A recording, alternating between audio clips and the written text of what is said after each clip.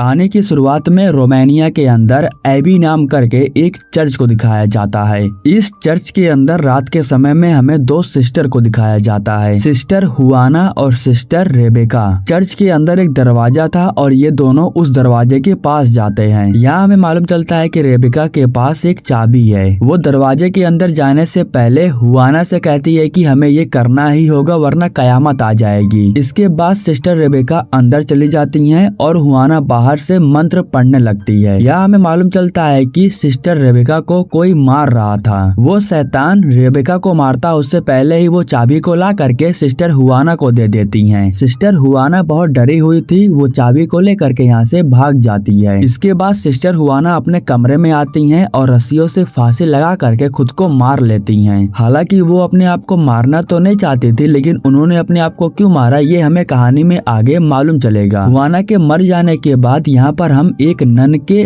परछाई को देखते हैं और शायद यही वो नन है जो इनको मार रही थी। अगले दिन सुबह में हम मॉरिस नाम करके एक लड़के को देखते हैं जो गांव से सब्जियां इस चर्च के अंदर पार्सल करता था और जब वो यहाँ पर आता है तब वो सिस्टर की लाश को देखता है। अब इतना दिखाने के बाद हमें वेटिकन के अंदर फादर एंथनी को दिखाया जाता है। वेटिकन के फादर एंथनी से मिलने के लिए आए थे। वो फादर एंथनी से कहते हैं कि एबी के चर्च में दो नन की मौत हो चुकी है, इसलिए मैं चाहता हूँ कि तुम उस चर्च में जाओ और वहाँ पर जाकर के तहकीकात करो। इस काम के लिए तुम सिस्टर आयरीन को भी अपने साथ लेकर के जा सकते हो। सिस्टर आयरीन जो कि पूरी तरीके से नन नहीं बनी हुई है, वो नन की शपथ लेने वाली है। ये दोनों इस केस की तहकीकात करने के लिए सबसे पहले पहुँच जाते हैं मॉरिस के घर पर, क्योंकि मॉरिस ने ही सबसे पहले सिस्टर की लाश को देखा था, इसलिए ये लोग उसके पास आए हैं। मॉरिस बताता है कि उस चर्च के अंदर जो भी घटनाएं घटी है उसको लेकर के गांव का कोई भी इंसान वहां पर जाना नहीं चाहता है। गांव का कोई भी सदस्य जब उस चर्च के बारे में सुनता है तो वो थूकने लगता है, क्योंकि सिर्फ उसी चर्च की वजह से बहुत से लोग मारे जा चुके हैं। अब ये सब कुछ बताते हुए मॉरिस इन दोनों को लेकर के चर्च के पास पहुंच जाता है। वो सबसे पहले इन दोनों को लेकर के उस जगह पर जाता है जहाँ पर उसने सिस्टर की लाश को रखा था। अंदर जाने के बाद जब मॉरिस दूसरी बार सिस्टर की लाश को देखता है तो वो बहुत हैरान हो जाता है। हैरान हो करके वो एंथनी से कहता है कि मैंने सिस्टर की लाश को इस तरीके से नहीं रखा था, मैंने उनकी लाश को लेटा करके रखा था, लेकिन अब वो इस समय बैठी हुई हैं। यह सुन करके एंथनी कहता है कि ये तो नॉर्मल बात है, कुछ केसेस में लाश हिल जाती हैं। यहाँ पर एंथनी को सिस्टर हुआना के हाथ में वो चाबी भी मिलता है जो रेबेका ने उसे दिया था। ये लोग उस चाबी को अपने पास रखते हैं और सिस्टर हुआना की लाश को परंपरा के अनुसार दफना देते हैं। इतना करने के बाद ये लोग उस जगह पर आते हैं जहाँ पर सिस्टर हुआना ने खुद को फांसी लगाया था। यहाँ पर ये लोग देखते हैं कि जो खून था वो अभी ताजा था, जबकि सिस्टर हुआना को मरे हुए काफी दिन हो चुका है।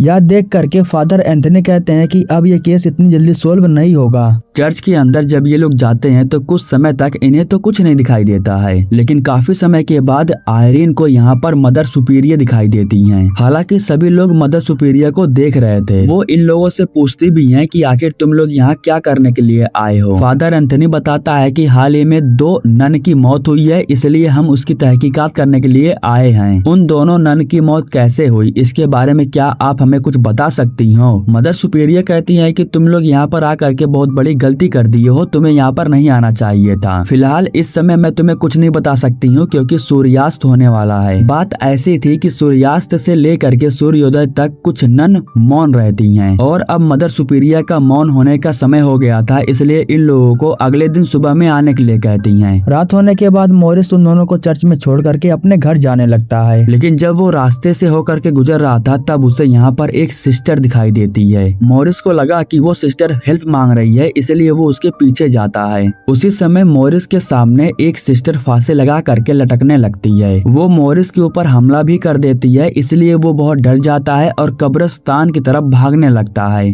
यहाँ पर जब मॉरिस देखता है तो उसे सामने की तरफ एक नन दिखाई देती है, लेकिन अगले ही पल वो नन वहाँ से गायब हो जाती है। इन सब को लेकर के मॉरिस काफी डर गया था और वो अपने हाथ में एक लकड़ी का सामान लेकर के यहाँ से निकल जाता है। रात के समय में ही हम फादर एंथनी को देखते हैं जो लेटे हुए थे। उसी समय उन्हें एक बच्चे की आवाज सुनाई देती है जो फादर से कह रहा था कि फादर मुझे आकर के बचा लो। यह सुन करके जब वो बाहर की तरफ जाते हैं तो उन्हें वो बच्चा भागता हुआ दिखाई देता है। कुछ समय के बाद फादर एंथनी देखते हैं कि वो बच्चा नीचे की तरफ है। उसका पीछा करते हुए फादर फादर एंथनी कब्रिस्तान की तरफ आ जाते हैं। यहाँ पर वो देखते हैं कि वो बच्चा ठीक उनके सामने खड़ा था। उसी समय उस बच्चे के मुंह में से सांप निकलने लगता है, जिसे देख करके फादर एंथनी डर जाते हैं। पीछे के साइड में एक कब्र खुदा हुआ था और फादर एंथनी उसी में गिर जाते हैं। इधर हम आयरन को देखते हैं जो फादर की चिल्लाने की आवाज सुन करके नीचे आती है। यहाँ पर वो ढेर सारे नन को देखती है जो बैठ करके भगवान की प्रार्थना कर रही थी। लेकिन कुछ ही समय के बाद यहाँ से सारे नन गायब हो जाती हैं। उसी समय सारे नन आयरन के पीछे आ जाती हैं, जिसे देख करके वो बहुत डर जाती है। लेकिन ये सब कुछ सिर्फ उसका एक वहम था। वो जब फादर को ढूंढते हुए बाहर की तरफ आती है तब उसे एक घंटी सुनाई देती है। बात ऐसी थी कि हर कब्र के पास घंटियां बंधी हुई थी। फादर अंदर से ही अपनी घंटी को बजा रहे थे,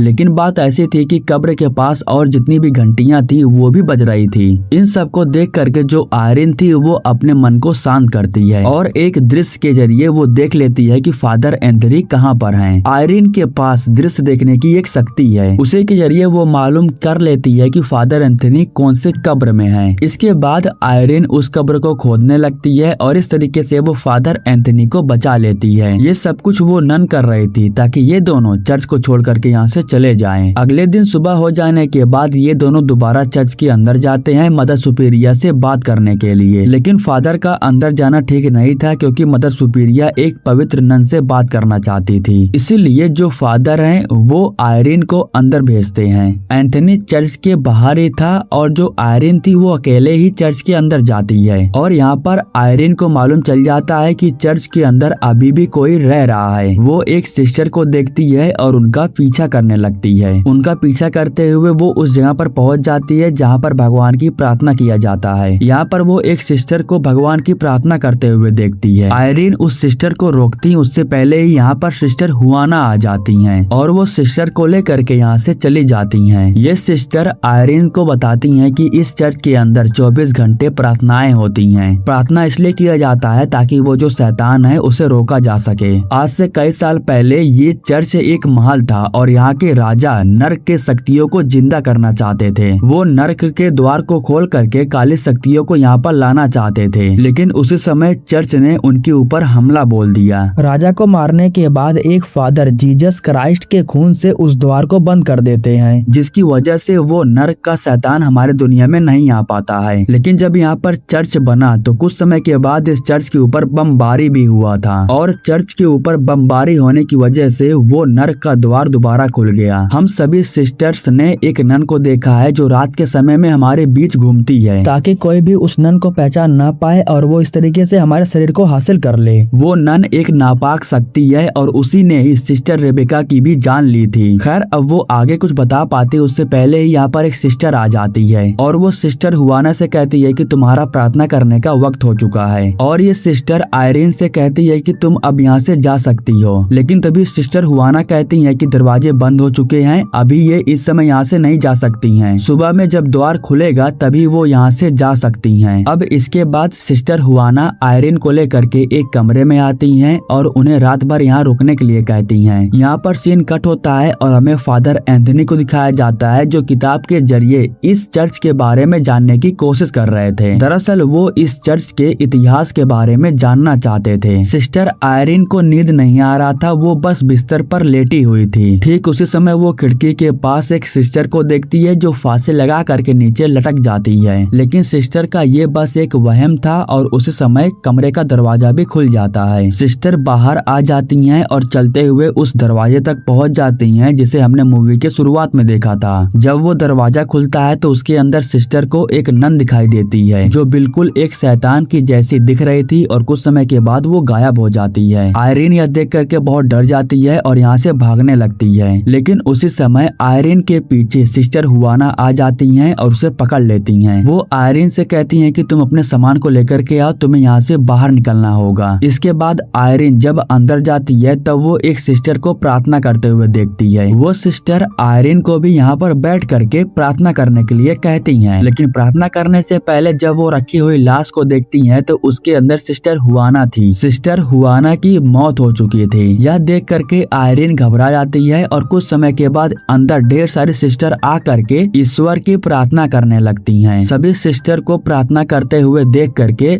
आयरन भी बैठ करके प्रार्थना करने लगती है। लेकिन लेकिन इनके प्रार्थनाओं से कुछ भी फर्क नहीं पड़ता है। वो शैतान आकर के इनके ऊपर हमला कर देता है। ये लोग प्रार्थना ही इसलिए कर रहे थे ताकि उस शैतान को काबू में किया जा सके। आयरीन भी अपना प्रार्थना कर रही थी, लेकिन वो शैतान उसे तकलीफ दे रहा था। वो आयरीन को तकलीफ दे करके उसके पीठ पर एक स्टार का चिन्ह बना देता है। आयरीन उठती है और सभी सिस्टर को दिलासा देते हुए कहती है कि कुछ नहीं हुआ है, सब कुछ ठीक हो जाएगा। ठीक उसी समय यहाँ पर मॉरिस और एंथनी भी आकर के पहुंच जाते हैं। आयरीन कहती है कि उस शैतान को रोकने के लिए हम सभी सिस्टर बैठ करके प्रार्थना कर रहे हैं, लेकिन जब आयरीन घूम करके पीछे देखती है तो इस कमरे में कोई भी सिस्टर नहीं था। आयरीन जो कुछ भी यहाँ पर देख रही थी वो सब कुछ उसका बस एक वहम था, लेकिन यहाँ पर वो जो लाश थी वो अभी भी पड़ी हुई थी। आयरीन जब दोबारा उस लाश को देखती है तब जाकर के उसे मालूम चलता है कि यहाँ पर जितने भी लोग थे बहुत समय पहले ही उनकी मौत हो चुकी है, और सिस्टर आयरीन ने जो कुछ भी यहाँ पर कुछ समय पहले देखा वो बहुत समय पहले ही हो चुका था।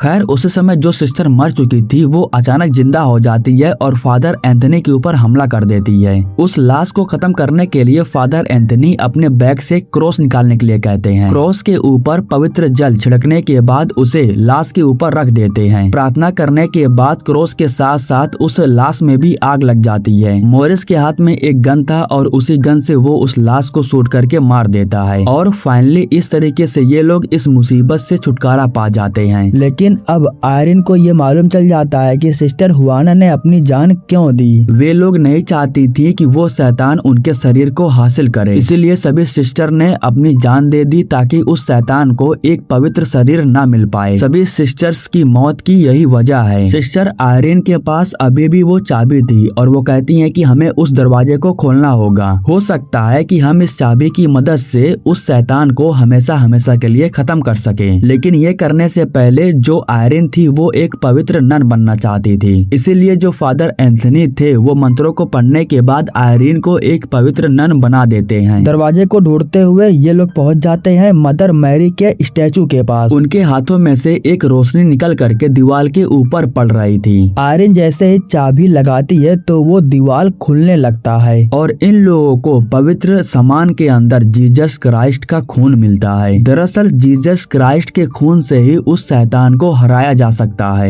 आयरीन एक पवित्र नन बन चुकी है, इसीलिए एंथनी वो चीज उसके गले में पहना देते हैं और अब ये लोग उस दरवाजे को ढूंढने लगते हैं जहाँ पर वो शैतान रहता था। यहाँ पर आयरीन एक कमरे के अंदर जाती है, लेकिन जो मॉरिस था उस कमरे में ना जा करके वो आगे चला जाता है क्योंकि मॉरिस को एक आवाज सुनाई दिया था और इधर जो आयरीन थी वो कमरे में अकेली थी। आयरीन को एक जगह पर कैंडल जला हुआ दिखाई देता है। जैसे ही वो कैंडल के पास जाती है तब उसे मालूम चलता है कि वो एक रिचुअल करने वाली जगह पर आकर के पहुंच चुकी है। यहाँ पर वो ढेर सारी अपवित्र नन को देखती है और उसी समय सारे दरवाजे भी बंद हो जाते हैं। इधर फादर जब आयरीन के पास आने की कोशिश कर रहे थे तब उनके सामने कुछ नन आ जाती हैं उन्हें रोकने के लिए। अच्छी बात ये थी कि मॉरिस के पास गन था और उसी गन का इस्तेमाल करके वो दरवाजे को खोल देता है। इसके बाद जब मॉरिस अंदर जाता है तब वो ढेर सारी नन्स को देखता है। कुछ समय के बाद जब वो आयरीन को देखता है तो वो रिचुअल करने वाली जगह पर थी और अब यहाँ पर मॉरिस को मालूम चलता है कि आयरीन शैतान के वश में हो चुकी है। वो मॉरिस के ऊपर हमला करती है और उसे जान से मारने की कोशिश करती है, लेकिन उसी समय मॉरिस उस पवित्र सामान को फोड़ करके उसमें से जीसस क्राइस्ट के खून को निकालता है और उस खून को आयरीन के चेहरे पर लगा देता है, जिसकी वजह से वो शैतान आयरीन के शरीर से बाहर निकल जाता है। अब वो शैतान मॉरिस को पकड़ लेता है और आयरीन के ऊपर हमला कर देता है। फाइनली यहाँ पर मॉरिस के साथ क्या हुआ ये हमें नहीं दिखाया जाता है। यहाँ पर हम आयरीन को देखते हैं जो पानी के अंदर थी और तभी उसके सामने वो नन आ जाती है। आयरीन कुछ भी करती उससे पहले ही वो नन दोबारा उसके ऊपर हमला कर देती है और उसे पानी में डुबा करके जान से मारने लगती है। फादर बीच में आते हैं तो वो शैतान फादर को भी उठा करके दूर फेंक देती है। आयरीन को मालूम था कि शैतान को वो चीज चाहिए जिसके अंदर जीसस क्राइस्ट का खून रखा हुआ है। जब आयरीन शैतान को वो सामान दे देती है